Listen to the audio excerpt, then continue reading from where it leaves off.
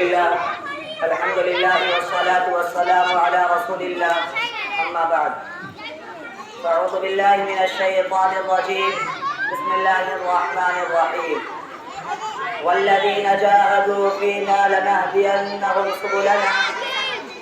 محترم حضرات، ہندوستان پر انگریزوں کے قبضہ کے وقت ہمارے علماء اپنے زبان حال سے یہ شعر کہہ رہے تھے: باطل سے ڈرنے والے اے آسمان نہیں ہم، باطل سے ڈرنے والے اے آسمان نہیں ہم، 100 بار لے چکا ہے تو امتحان ہمارا. اور جب ہندوستان آزاد ہوا تو لوگ علماء کی قربانیوں کو بھول گئے، تو پھر زبان حال سے یہ شعر پڑھا: پتا پتا بوٹا بوٹا حال ہمارا جانے ہے، جانے نہ جانے گل ہی نہ جانے باغ کو سارا جانے ہے. میرے دوستو، ہمارے پیارے نبی صلی اللہ علیہ وسلم نے فرمایا تھا کہ حضرت آدم علیہ السلام ہندوستان میں نازل ہوئے.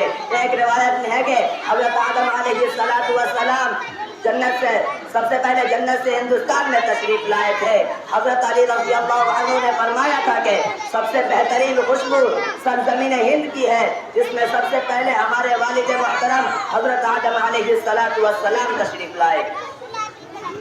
ایک روایت میں ہے کہ حضرت آدم علیہ السلام کے ساتھ حجر اسود اور جنت کی خوشبو نازل ہوئی. انہوں نے خوشبو کو ہندوستان کے درختوں اور اس کی وادیوں میں لگا دیا تو اس سے خوشبودار درخت پیدا ہوئے.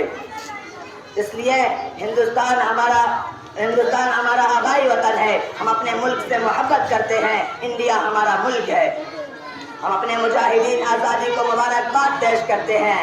حضرات، جب انگریز نے ہمارے ملک ہندوستان پر قبضہ کرنا چاہا تو جنگ آزادی کی دریا میں لاکھوں لالوں گوہر کا خزانہ نکل پڑا اور گلستان ہند کی بہاروں میں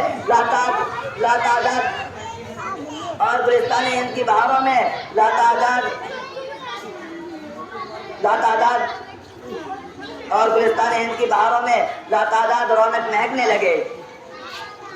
حضرت شاہ ولی اللہ رحمۃ اللہ علیہ نے فوراً اس وقت راجہ اور نواب کو اس طرف توجہ دلائی کہ انگریز سے ہوشیار رہا جائے. لیکن راجہ اور نواب آپسی دشمنی اور عیش و عشرت سے باز نہ آئے، جس سے انگریزوں کا اثر بڑھتا چلا گیا.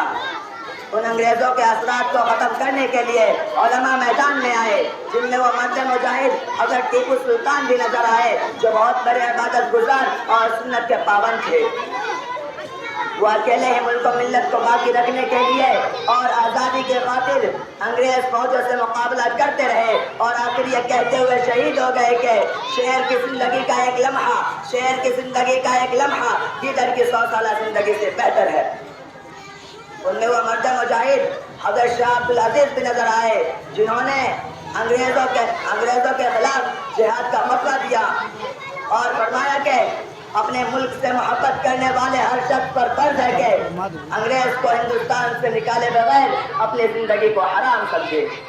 حضرات، شمع آزادی کے پروانوں کی ایک لمبی فہرست اور داستان ہے، جس کو بیان کرنے کے لیے دوسرے خطیب حضرات تشریف لائیں گے.